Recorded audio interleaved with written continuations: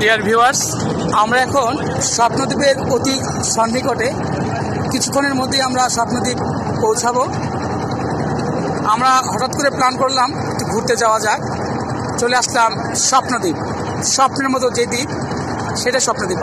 আপনারা জানুন, স্বপ্নদ্বীপ মূলত বিষ্ণুনদী ফেরিঘাট থেকে ট্রলারে করে এখানে আসতে হয়। তা আমরাও সকলে মিলে একটি ট্রলার নিয়েছি, যেখানে আমাদের শিক্ষক মহোদয়গণ আছে এবং আমরা যারা ভ্রমণ পিপাসু তারা যাচ্ছি। এখানে আমরা এই যে চমৎকার একটি স্পিড বোট গেল এবং ঢেউগুলো দেখছি। চমৎকার সুন্দর মনোরম পরিবেশ। বিকালে সেই সূর্য মাথার ঠিক পশ্চিম পাশে অস্ত যাবে কিছুক্ষণের মধ্যেই। চমৎকার একটি পরিবেশে আনন্দঘন মুহূর্তে আমরা ঘুরতে যাচ্ছি স্বপ্নদ্বীপে। আমরা স্বপ্নদ্বীপ আসলে এই স্বপ্নের মতো। এই দ্বীপটি কিছুদিন আগে ভ্রমণ করেছেন আমাদের বন্ধুবর, আমাদের কলিগ জনাব জাফর হাসান সুমন স্যার। ওনার পরামর্শক্রমে আমরা এখানে এসেছি। উনি আমাদের আজকে গাইডলাইন, উনি আমাদের সম্পর্কে কিছু বলবেন। সুমন স্যার, এই স্বপ্নদ্বীপের মূল রহস্যটা কি? আমরা আপনার নির্দেশে আমরা এখানে আসলাম। কেন আসছি আমাদেরকে একটু বুঝিয়ে বলুন, আমাদের দর্শকরা বুঝতে পারবে। আসলে স্বপ্নদ্বীপ খুবই নতুন একটা জায়গা, নতুন একটা এলাকা।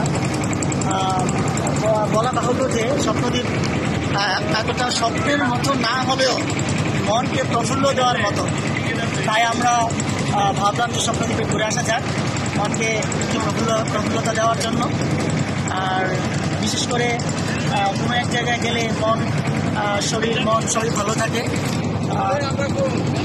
আমরা চাই আপনারা আসুন স্বপ্নদ্বীপ, সত্যি দেখার মতো।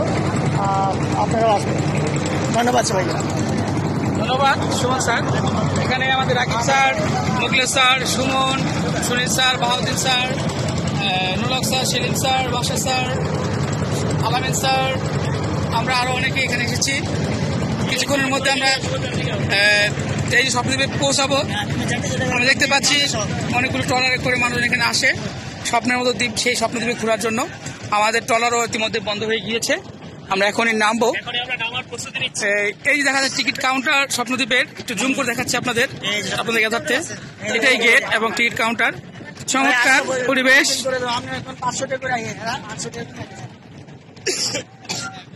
আপনাদের এই লোকেশন দেখছি। আমরা ঢুকবো এখন। আমরা একটু পরেই আমরা এই স্বপ্নদ্বীপে ঢুকবো। আমরা আবার ফিরে আসবো।